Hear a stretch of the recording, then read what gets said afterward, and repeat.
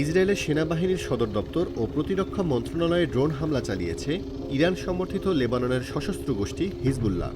স্থানীয় সময় ১৩ নভেম্বর তেল আবিবের প্রাণকেন্দ্রে এই হামলা চালানোর দাবি করেছে সশস্ত্র গোষ্ঠীটি।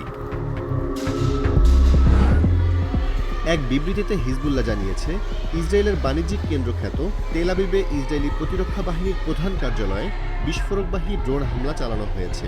তবে এই হামলায় সেখানে কোনো ক্ষয়ক্ষতি কিংবা প্রাণহানি ঘটেছে কিনা সে বিষয়ে কিছু জানায়নি হিজবুল্লাহ। ইসরায়েলের সামরিক বাহিনী বলেছে, লেবানন থেকে ছোড়া ২টি ড্রোন ও ৪০টি রকেট রুখে দিয়েছে ইসরায়েলি বাহিনী। তবে লেবাননের সশস্ত্র গোষ্ঠীর এই হামলায় কোনো হতাহতের ঘটনা ঘটেনি। এছাড়া তেল আবিবের কোন এলাকা লক্ষ্য করে এসব ড্রোন ও প্রজেক্টাইল ছোড়া হয়েছিল সেই বিষয়ে সুনির্দিষ্ট করে কোনো তথ্য দেয়নি ইসরায়েলি সশস্ত্র বাহিনী আইডিএফ। সশস্ত্র হিজবুল্লাহর বিবৃতিতে বলা হয়েছে, ইসরায়েলের কিরিয়া সামরিক ঘাঁটিতে প্রথমবারের মতো বিমান হামলা চালিয়েছে হিজবুল্লাহর যোদ্ধারা।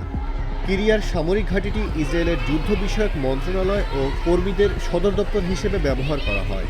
একই সঙ্গে ইসরায়েলের যুদ্ধ ব্যবস্থাপনা ও বিমান বাহিনীর যুদ্ধ নিয়ন্ত্রণ ও তত্ত্বাবধান কর্তৃপক্ষের কার্যালয়ও রয়েছে সেখানে।